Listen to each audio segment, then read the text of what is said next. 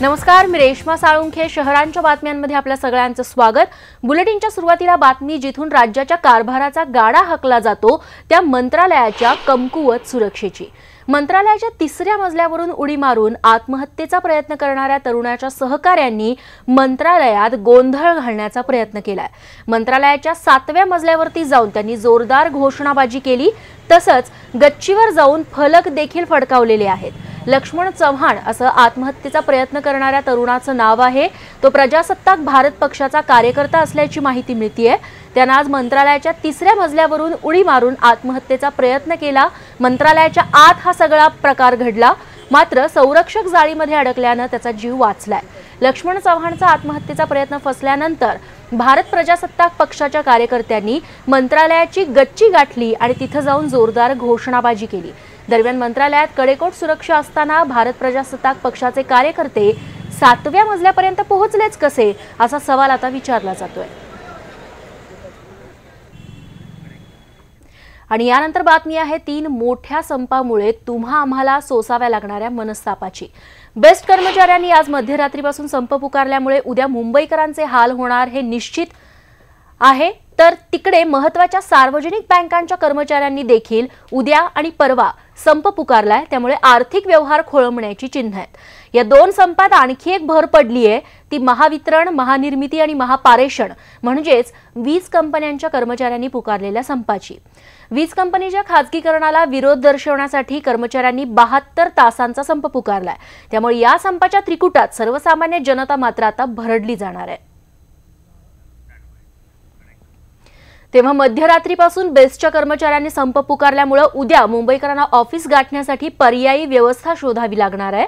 बेस्टच्या व्यवस्थापनानं बोलावलेल्या कर्मचाऱ्यांच्या आजच्या बैठकीत कोणताच तोडगा निघाला नाही. त्यामुळे आज मध्यरात्रीपासून संप सुरू करण्याचा निर्णय घेण्यात आलाय. आश्चर्य म्हणजे मागण्यांवरती चर्चा करण्यासाठी बोलावण्यात आलेल्या बैठकीला स्वतः महाव्यवस्थापक गैरहजर राहिले. मध्यरात्रीपासून पुकारण्यात येणाऱ्या संपामध्ये 30,000 कर्मचारी सहभागी होतील असा दावा बेस्ट कर्मचारी संघटनेचे अध्यक्ष शशांक राव यांनी केलाय. दरम्यान बेस्ट कर्मचाऱ्यांच्या संपाला कोर्टानं परवानगी दिलेली नाही. त्यामुळे बेस्टनं औद्योगिक न्यायालयात धाव घेतली आहे आणि त्यामुळे त्यांच्याकडनं काही काउंटर प्रपोजल आलेलं नाही आणि कोणत्याच विषयावर सकारात्मक चर्चा होऊ शकलेली नाही. मूलतः जनरल मॅनेजर नसणं म्हणजेच ही मीटिंग एक फार्स होती हे कळून येतं आणि त्यांना हे प्रश्न सोडवायचे नाहीयेत हे सुद्धा त्यांच्या भूमिकेतनं कळून येत आहे. दरम्यान बेस्ट कर्मचाऱ्यांच्या नेमक्या मागण्या काय आहेत त्यावरती एक नजर टाकूयात. सुधारित वेतन करार लागू करणं, बेस्टचे मुंबई महापालिकेमध्ये विलीनीकरण करणं ही त्यांची महत्त्वाची मागणी आहे. सोबतच बीएमसी कर्मचाऱ्यांप्रमाणे सानुग्रह अनुदान दिलं जावं. 2006 पासून लागू होणाऱ्या वेतन कराराच्या वाटाघाटी देखील लवकरात लवकर पूर्ण कराव्यात. कर्मचाऱ्यांच्या निवासस्थानाचा प्रश्न सोडवावा.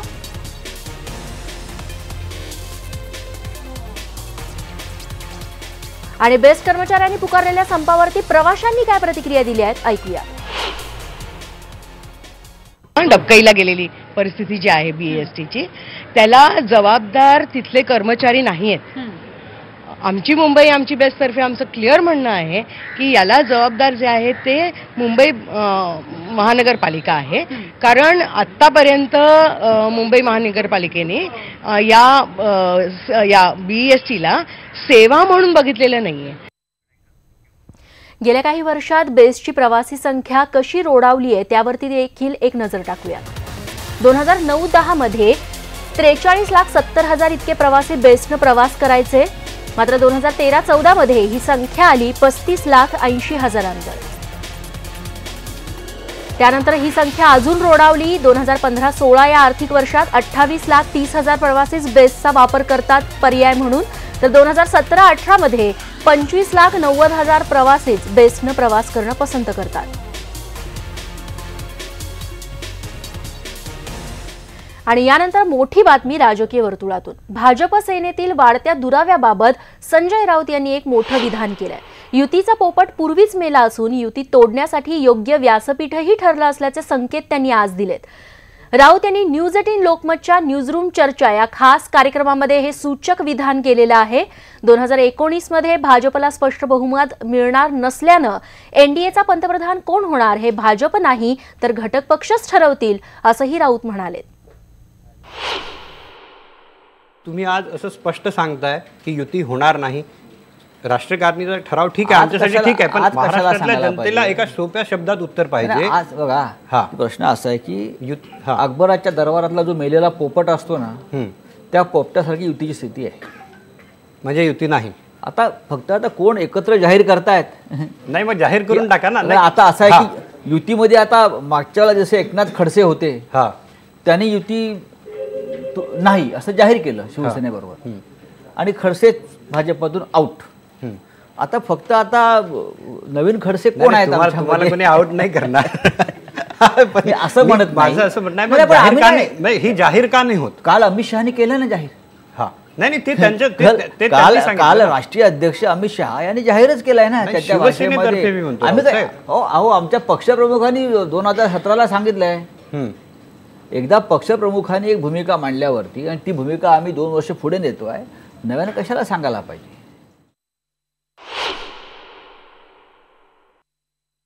आम्ही उद्धव ठाकरे यांनी घेतलेल्या भूमिकेशी कायम आहोत.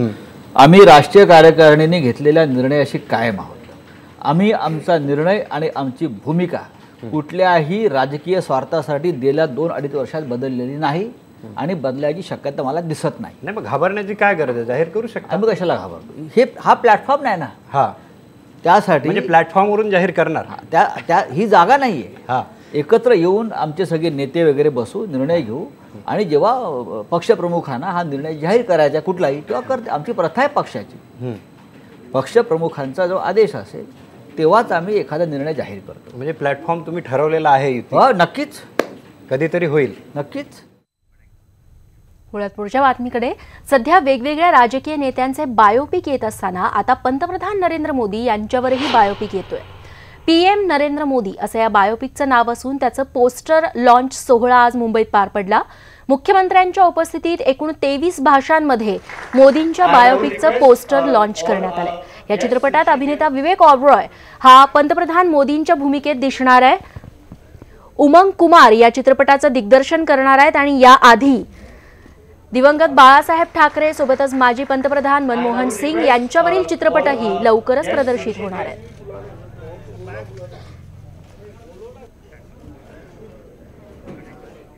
लोकसभेच्या निवडणुका तोंड्यावरती आलेल्या असताना मोदी सरकारनं आर्थिकदृष्ट्या मागास सवर्णांना 10% आरक्षण देण्याचा मोठा निर्णय घेतलाय. आर्थिकदृष्ट्या मागास सवर्णांना सरकारी नोकरी आणि शिक्षणात 10% आरक्षण देण्याच्या निर्णयाला केंद्रीय मंत्रिमंडळानं मंजुरी दिली आहे. सरकारचा हा निर्णय सर्व कसोट्यांवरती खरा उतरला तर 8 लाखांपेक्षा कमी उत्पन्न असलेल्या आर्थिकदृष्ट्या मागास सवर्णांना आरक्षणाचा लाभ मिळणार आहे. मात्र सर्वोच्च न्यायालयानं 50% आरक्षणाची घालून दिलेली मर्यादा बघता केंद्र सरकार मंगळवारी घटना दुरुस्तीसाठी विधेयक सादर करणार असल्याची माहिती सूत्रांनी दिली आहे. निवडणुकीच्या तोंडावरती सरकार आरक्षणाची खेळी खेळत असल्याची टीका काँग्रेस आणि इतर विरोधी पक्षांनी केली आहे.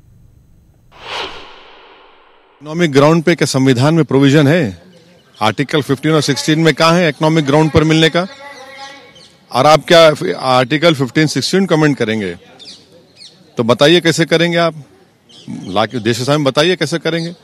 इकोनॉमिक ग्राउंड पर रिजर्वेशन मिलता ही नहीं है. रिजर्वेशन मिलता है डिस्क्रिमिनेशन के ग्राउंड पर, अनटचेबिलिटी के ग्राउंड पर, और उसका एम्पिरिकल एविडेंस होना चाहिए. एम्पिरिकल एविडेंस कहाँ है बताइए आपके पास? तो ये सब जुमलेबाजी है. लोकसभा चुनाव से पहले ये एक जिसको हम उर्दू में कहते हैं शोबेदेबाजी कर रहे हैं. ये कानूनी नहीं टिक पाएगा. ये दरम्यान या संपूर्ण आरक्षणाच्या प्रक्रियेवरती राज्यातल्या नेत्यांनी काय प्रतिक्रिया दिल्या आहेत बघूयात.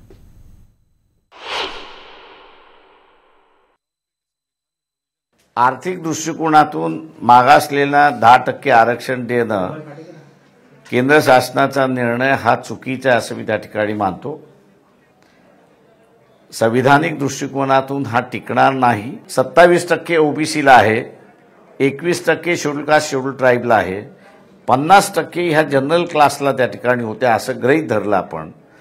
तर या जनरल क्लासमधल्या 10% काढलेले आहेत आणि आर्थिक दृष्टिकोनातून मागासलेला त्या ठिकाणी देण्यात आलेला आहे.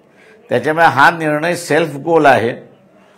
दुसरा स्वतःच्याच कॉफिनला खेळ ठोकण्याचा असणारा हा प्रकार है. मतलब ये निर्णय जो है, निर्णय बहुत ही बड़ा क्रांतिकारक है, ऐतिहासिक निर्णय है, हिस्टोरिकल निर्णय है. तो इसीलिए अगर उनको भी आरक्षण मिल जाएगा तो उनका भी समाधान हो जाएगा, सबका साथ सबका समाधान हो जाएगा. इसीलिए मुझे लगता है कि मोदी सरकार की पहल बहुत इम्पॉर्टंट है, बहुत ही महत्वपूर्ण है. निवडणुका डोळ्यासमोर ठेवून घेतलेला हा निर्णय आहे. आणखी काय काय एक एक प्रयोग चाललेला आहे. जसजशी आपली बाजू आता थोडीशी कमकुवत होत चाललेली आहे, हा अनुभव त्यांना यायला लागला आहे. पण नवीन नवीन काही गोष्टी लोकांच्या समोर टाकून आपल्याला काही त्याच्यामध्ये थोडा बदलाव करता येईल का, आपल्या फेवरमध्ये जनमत येईल का, ही भावना डोक्यामध्ये ठेवूनच केवळ घेतलेला आहे. आर्थिक निकषावर जे गरीब लोक आहेत, अपर कास्टमध्ये त्यांना आरक्षण देऊन फायदा देण्याचा सरकारच्या मानस असेल ते त्यांनी जे इन्कमची मर्यादा आहे ते कुठेतरी कमी केली पाहिजे.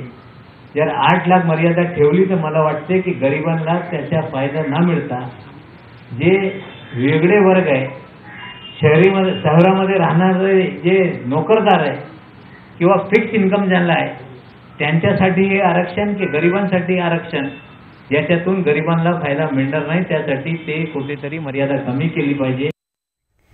तेव्हा आर्थिकदृष्ट्या मागास असलेल्या सवर्णांना 10% आरक्षण देण्याचा निर्णय जो मोदी सरकारने घेतलेला आहे त्या निर्णयाबाबत अनेक प्रश्नचिन्ह देखील उपस्थित होत आहेत, ते आपण जाणून घेऊयात. सवर्णांच्या आरक्षणाचा निर्णय मोदींसाठी सत्ता मार्ग ठरणार का, हा सगळ्यात मोठा प्रश्न. अॅट्रॉसिटी कायदा शिथिल करण्यात अपयश आल्यानं सवर्णांची नाराजी दूर करण्यासाठी हा निर्णय घेण्यात आलाय का, असाही प्रश्न उपस्थित केला जातोय. तर मराठा, धनगर, पाटीदार, गुज्जर या सगळ्या समाजाच्या आरक्षणाचा प्रश्न प्रलंबित असताना सवर्णांच्या आरक्षणाला प्राधान्य का दिलं गेलंय. जातीनिहाय आरक्षणाऐवजी आर्थिक निकषावरती आरक्षण देण्याचा संघाचा आग्रह होता, हा आग्रह सरकारनं पूर्ण केलाय का, असाही प्रश्न उपस्थित केला जातोय.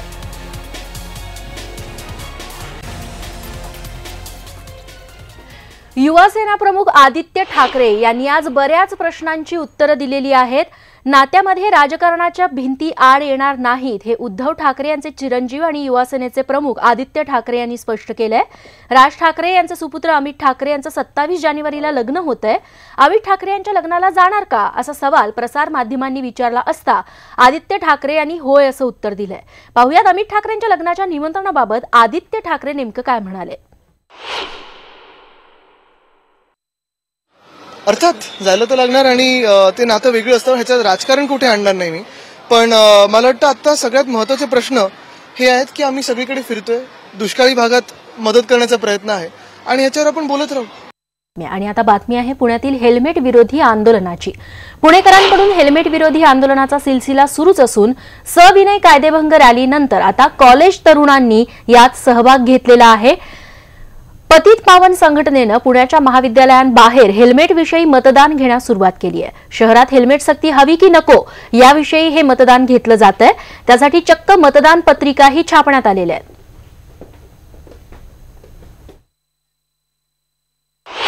म्हणून पुणेकर नागरिकांच्या समोर मतदान घेऊन मतदानाच्या रूपातनं ज्यांना हेल्मेट हवेत ते मतदान करतील, ज्यांना नको असतील ते मतदान करतील असा आकडा काढून आपण पुण्याचे खासदार यांना हे सगळं डाटा सुपूर्द करणार आहोत. त्यानंतर कमिशनर साहेबांना आम्ही तो डाटा सुपूर्द करणार आहोत. यानंतर बातमी सैन्य भरतीसाठी आलेल्या तरुणांच्या परवडीची. पुण्यात सैन्यात भरतीसाठी आलेल्या बेरोजगार तरुणांच्या निवासाची कुठलीच व्यवस्था केलेली नसल्यामुळे कडाक्याच्या थंडीत फुटपाथवरती रात्र काढण्याची वेळ या तरुणांवरती आली आहे. काहींनी याच परिसरामध्ये असलेल्या बागेचा आसरा घेतला. पुण्यात सुमारे 1000 विद्यार्थी भरतीसाठी आलेले होते. प्रत्येक वेळी या तरुणांना अशीच परवड सहन करावी लागते. तेव्हा पुण्यात पारा हा 10 अंशांच्या खाली गेलेला आहे आणि अशा थंड वातावरणामध्ये सैन्य भरतीसाठी म्हणून ही तरुण मंडळी आहे ती आलेली आहेत. हजारांच्या वर या तरुणांचा आकडा आहे. मात्र त्यांना रात्र अशा पद्धतीने रस्त्यावरती काढावी लागते आणि या संपूर्ण प्रकरणाकडे कुणीही लक्ष द्यायला मागत नाहीये. नाशिकमध्ये देखील काही दिवसांपूर्वी असाच प्रकार बघायला मिळाला होता. राज्यातल्या कलाकार, खेळाडू आणि दिव्यांग विद्यार्थ्यांसाठी आता एक आनंदाची बातमी. कलाकार, खेळाडू, दिव्यांगांसाठी ओपन एसएससी बोर्ड लॉन्च होणार आहे। येत्या 10 तारखेला एसएससी बोर्ड लॉन्च होईल अशी घोषणा शिक्षण मंत्री विनोद तावडे यांनी केली आहे। यामुळे कलाकार, खेळाडू, दिव्यांगांना शाळेत जायची गरज नाही। त्यांनी आपापल्या क्षेत्रासाठी जास्तीत जास्त योगदान द्यावं, सरावासाठी त्यांना जास्तीत जास्त वेळ मिळावा, यासाठी हा निर्णय घेण्यात आलाय। या बोर्डाची परीक्षा डिसेंबर आणि जूनमध्ये घेण्यात येईल। यामध्ये 5वी पासून प्रवेश दिला जाणार असून 10वी पर्यंतचे विद्यार्थी या अंतर्गत बाहेरून परीक्षा देऊ शकतील। महाराष्ट्र में 10 तारीख से एसएससी ओपन बोर्ड ये हम शुरू कर रहे हैं, जिससे कोई स्पोर्ट्स पर्सन है तो रोज स्कूल जाने की जरूरत नहीं है, वो अपनी खेल की प्रैक्टिस कर सकता है। कोई कलाकार है, संगीतकार है, गीतकार है तो वो अपने कला के लिए समय दे सकता है, या कोई दिव्यांग छात्र जो रोज स्कूल नहीं जा सकता है, उन सबके लिए होम स्कूलिंग का एक नया प्रकार इस एसएससी ओपन बोर्ड के तहत होगा, जिससे छात्र दिसंबर में या जुलाई में साल में 2 बार परीक्षा दे सकते हैं। ब्रेकनंतर बातमी आहे मुंबईतून। जोगेश्वरी विक्रोळी लिंक रोडवरती पवई परिसरामध्ये एका धावत्या ट्रकनं आज पेट घेतला। यामुळे विक्रोळीकडे जाणारी वाहतूक काही वेळ खोळंबली होती। विशेष म्हणजे अग्निशमन दलाची वाट न बघता पोलिसांनी स्वतः ही आग विझवली। बाजूलाच असलेल्या सिमेंट मिक्सरच्या वाहनातून पाण्याची पाईप घेऊन पवई पोलीस ठाण्याचे कर्मचारी गणेश कट्टे यांनी डोक्यावर हेल्मेट घालून आगीवर नियंत्रण मिळवलं। रस्ते दुरुस्त झाले की अवघ्या काही दिवसात ते विकास कामांच्या नावाखाली खोदले जातात, हे सर्व शहरात घडताना दिसतं। सध्या नाशिककरही यामुळेच त्रस्त आहेत। स्मार्ट सिटी योजनेअंतर्गत नाशिक शहरात महावितरणच्या भूमिगत केबलिंगचं काम सुरू करण्यात आलंय। विशेष म्हणजे नुकतीच या रस्त्यांची दुरुस्ती करण्यात आली असून भूमिगत केबल टाकण्यासाठी पुन्हा एकदा हे रस्ते खोदण्यात आले। त्यामुळे रस्ते दुरुस्तीची घाई का केली असा सवाल आता नागरिकांकडून केला जातोय। नाशिकच्या बातमीसोबतच शहरांच्या बातम्यांमध्ये आता वेळ झाली आहे इथेच थांबण्याची। ताज्या घडामोडींसाठी बघत रहा न्यूज 18 लोकमत।